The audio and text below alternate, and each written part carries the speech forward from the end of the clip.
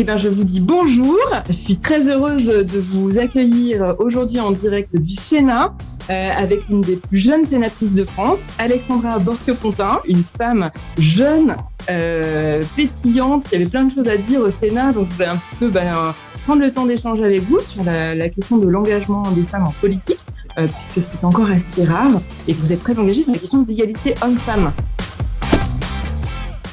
Je crois qu'on soit un homme ou une femme engagée, la définition est la même. Je ne crois pas qu'il y ait une sensibilité par genre. En tout cas, être engagé, c'est d'abord défendre ses convictions. Il faut oser les mettre sur la table et les défendre. C'est important d'être engagé, de se lancer parce que ça permet de s'épanouir. C'est important de défendre sa parole et de la partager.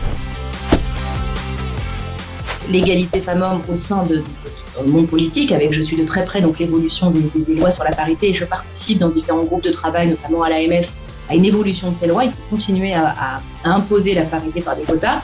Alors certains disent, oh là là, les quotas, c'est pas bien, on prend les gens que sur leurs compétences, mais bien sûr qu'on prend les gens sur les compétences, mais on se rend compte que là où il n'y a pas de quotas, il n'y a pas de femmes. À un moment donné, on est obligé de passer par là. Après, il y a aussi l'égalité femmes-hommes au sein de l'entreprise, c'est très important. Il y a une loi qui s'appelle Copé-Zimmermann, qui vient de fêter ses 10 ans, qui avait imposé un quota dans les conseils d'administration des entreprises du CAC 40, avec un quota de 40%. Le quota est respecté aujourd'hui, donc voilà, il a fallu passer par ces quotas, mais ça permet de replacer les femmes. Donc, dire que dans des entreprises ou dans des assemblées, il y a la parité, c'est bien, mais que les femmes aient accès à des responsabilités, c'est mieux. Ce fameux plafond de verre, donc on est en train de le percer progressivement.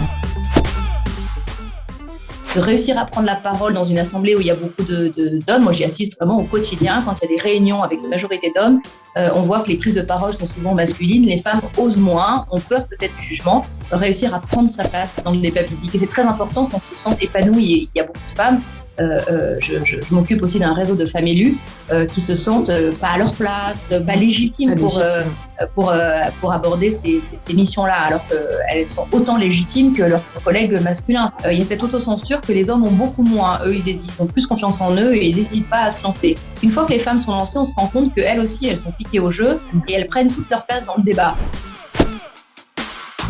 Faire évoluer les lois sur la parité, il faut absolument légiférer, oui, parce que ça ne va pas encore assez loin. Alors, elle va pas aussi loin aussi parce qu'on n'a pas encore trouvé toutes les solutions.